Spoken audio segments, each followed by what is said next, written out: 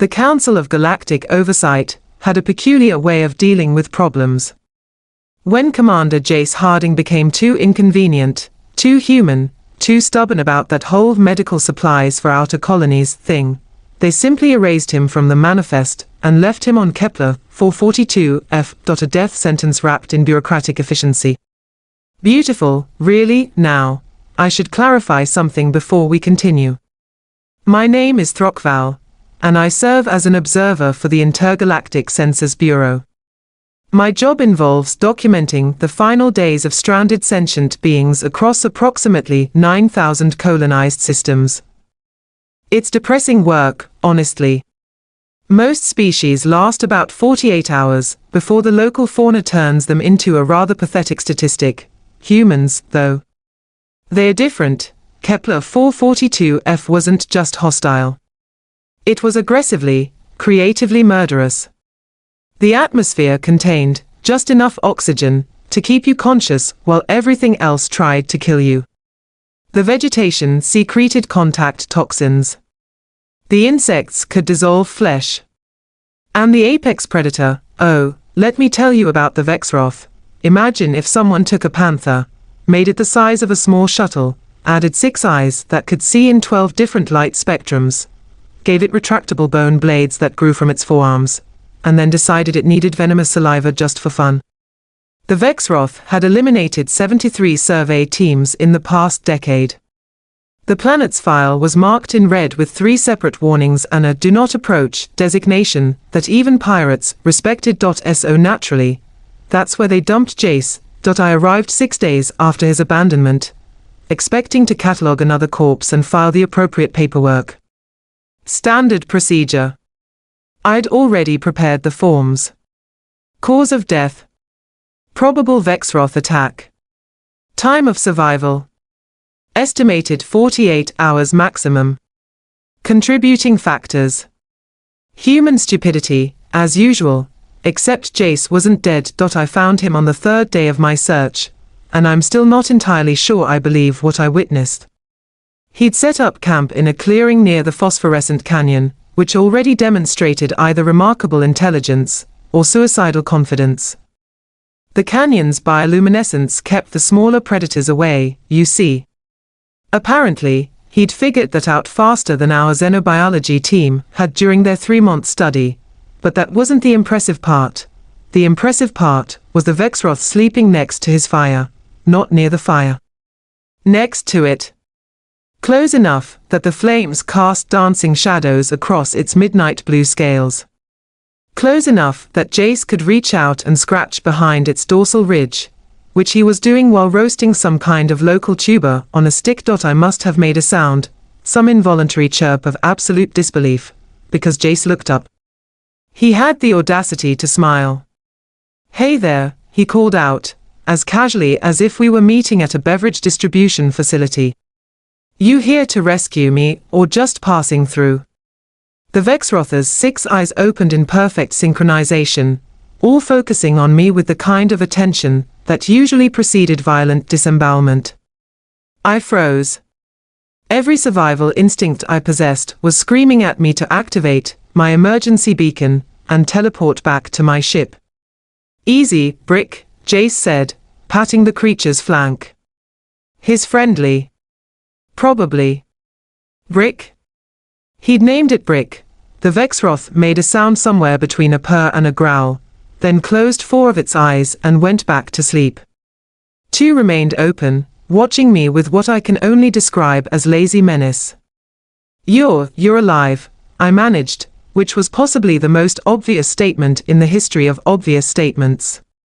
"Yeah, noticed that myself." Jace took a bite of his tuber. "Want some? They taste like spicy cardboard, but they're not toxic. Figured that out on day 2. Day 1 was rough.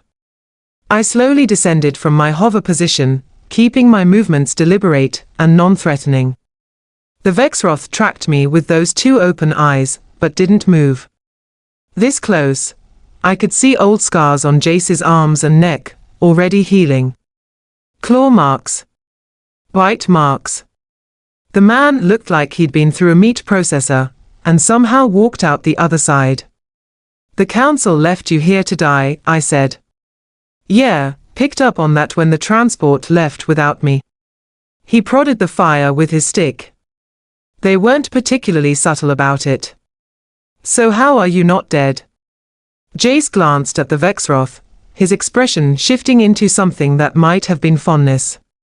Actual fondness. For a creature that could tear him apart in approximately 2 seconds. Met Brick on my first night. He came at me doing that whole apex predator thing, you know, all teeth and claws and murder. Probably expected me to run, or scream, or whatever else gets his hunting instincts going. He paused. I didn't. You didn't run from a Vexroth. Nope. Why not? Because I was too angry.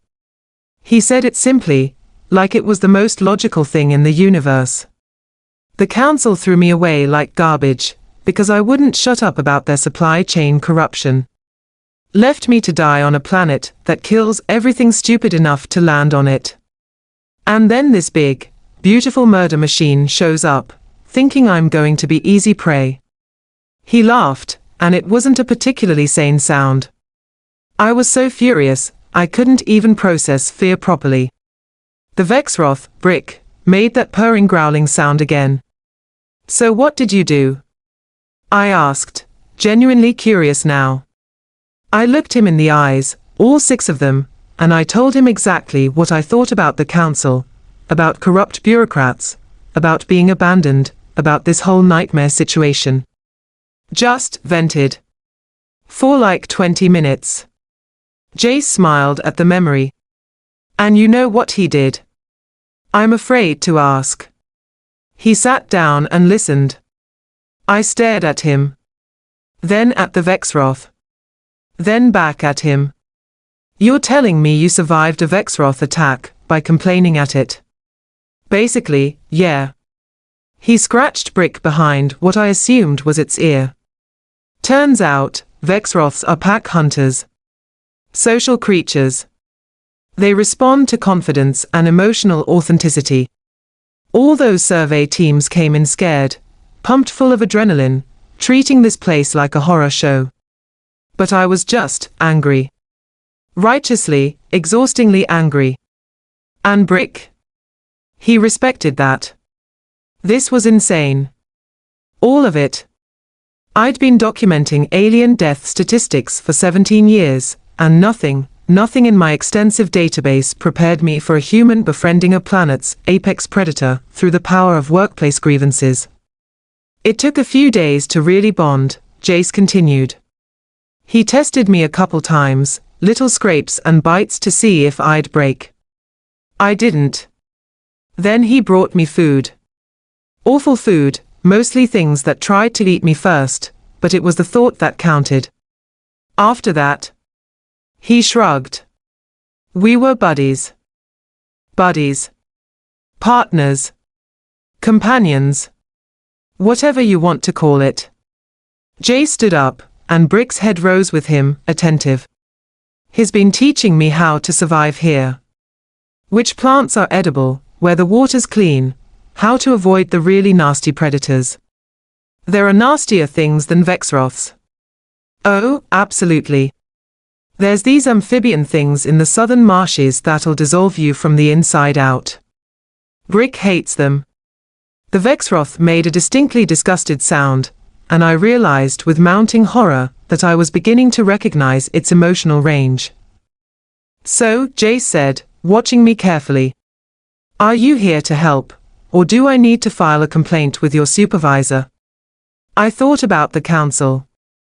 About their careful little schemes and political maneuvers. About how they'd tried to make a problem disappear by dropping it onto a lethal planet. The problem had made a friend instead. I'm here, I said slowly, to document your survival. For the record. Jace's smile widened. Good. Because I've got some thoughts about galactic governance I'd love to share. And Brick's an excellent listener. I should have left immediately. Filed my report, marked Jace's status as miraculously alive against all probability, and moved on to the next assignment. That would have been the sensible thing to do. The professional thing, instead, I stayed for 3 weeks. In my defense, I had never encountered a human who had successfully domesticated a planetary apex predator before.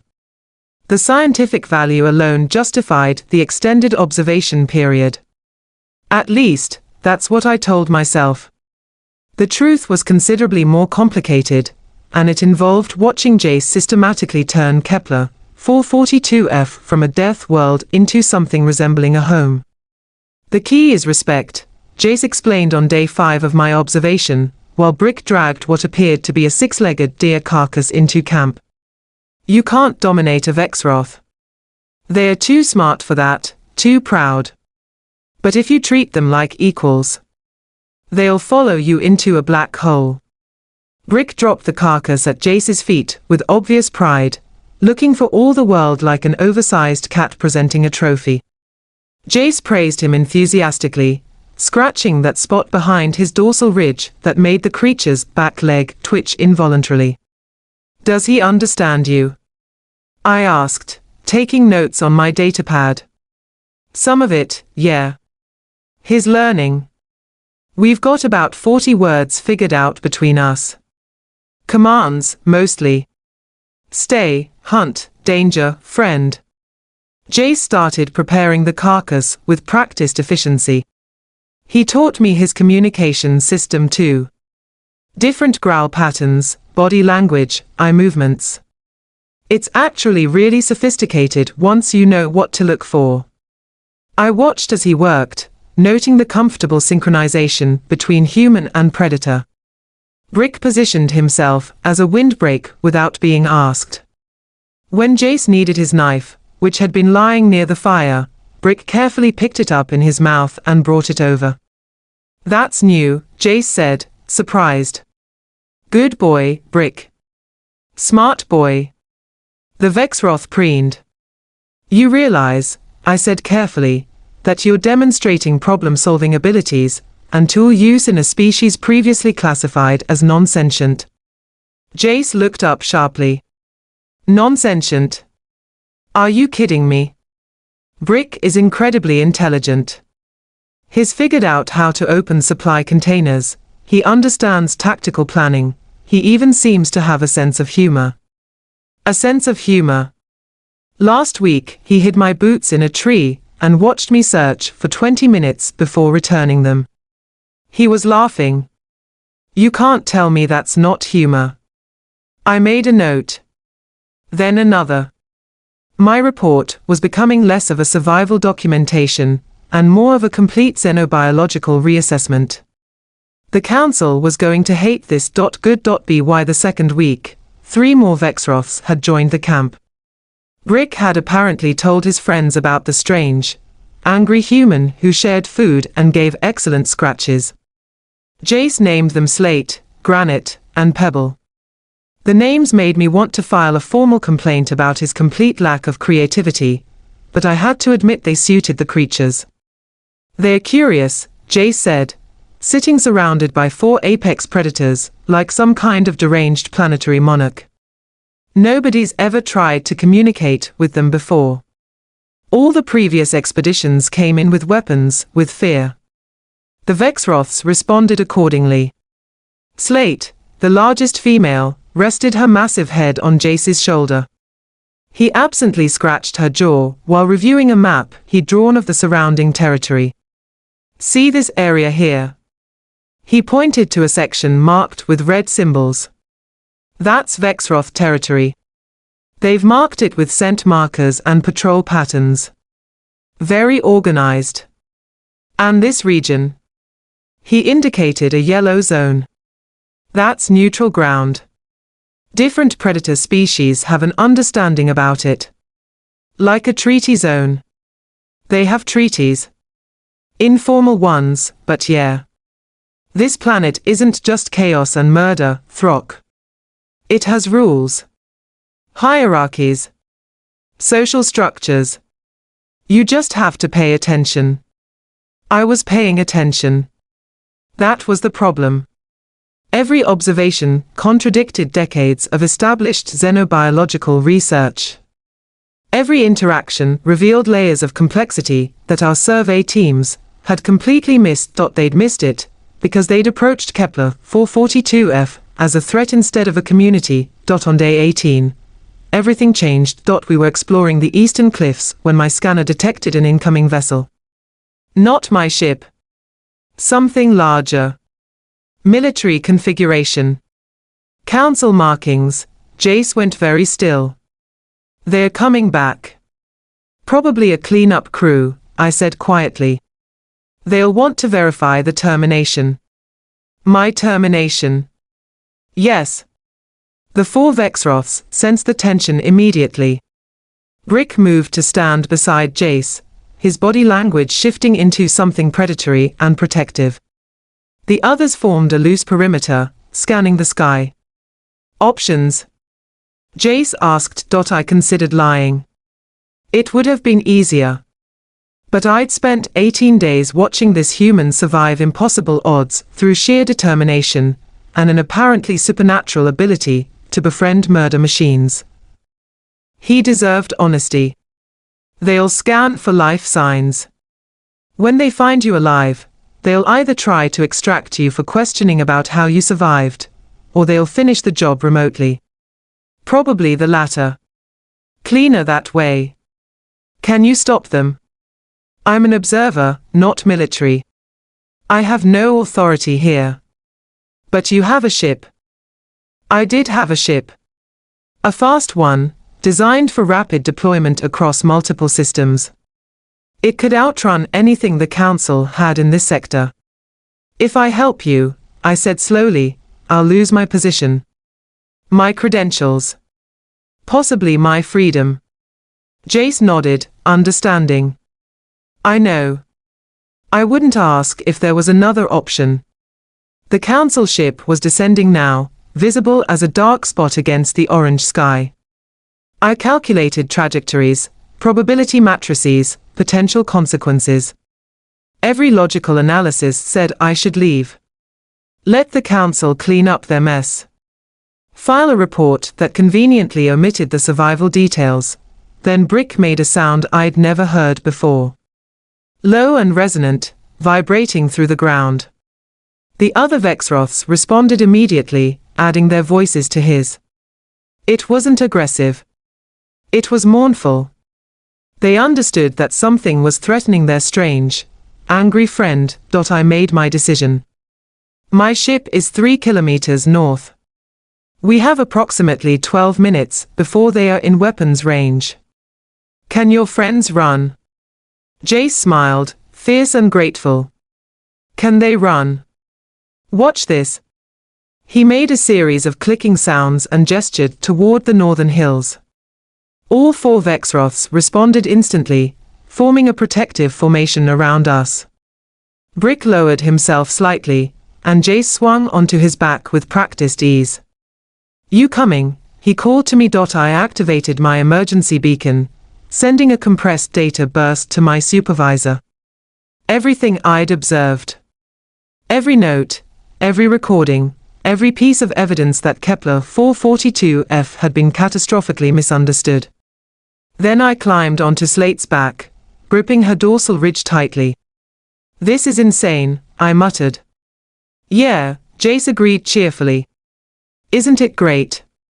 We ran. 4 Vexroths moving at full speed is something I'll never forget. The ground blurred beneath us. Trees and rock formations became streaks of color.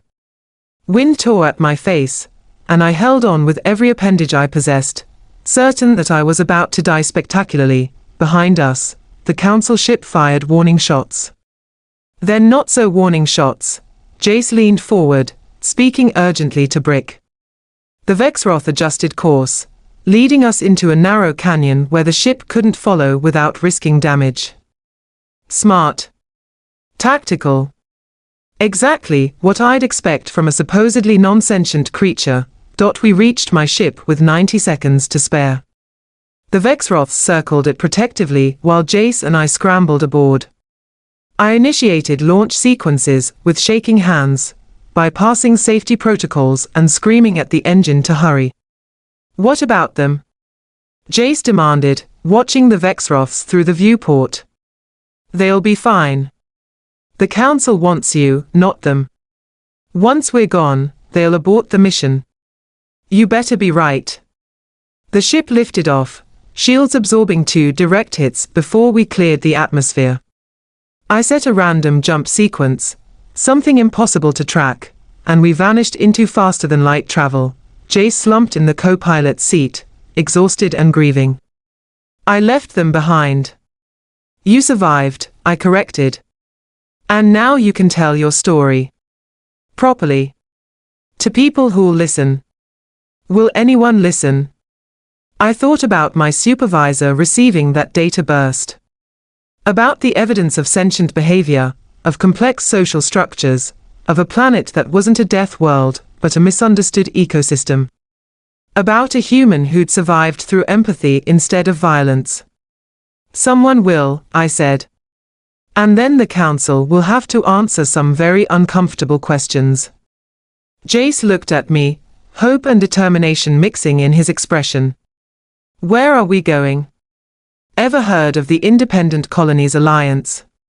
They're not particularly fond of the Council. I think they'd love to meet a human who domesticated Kepler 442 FS Apex Predator as a pet. He laughed then, genuine and relieved. Brick isn't a pet. He's a friend. Tell that to the Alliance. They'll make you a hero. I don't want to be a hero. I just want the Council held accountable. Then we'll make that happen. Together. Behind us, Kepler 442F grew smaller in the viewport. Somewhere down there, 4 Vexroths were returning to their territory, carrying with them the knowledge that not all visitors came to destroy. Some came to understand, and one had stayed long enough to become family. Hello everyone. If you are enjoying this video and finding it helpful, don't forget to support our channel. Please subscribe to our channel, press the like button, and share this video with your friends and family. Also, make sure to turn on the notification bell so you never miss our upcoming videos. We regularly upload amazing, informative, and entertaining content just for you. Your support means a lot to us and motivates us to bring even better content in the future. Thank you so much for watching, and welcome to our growing community.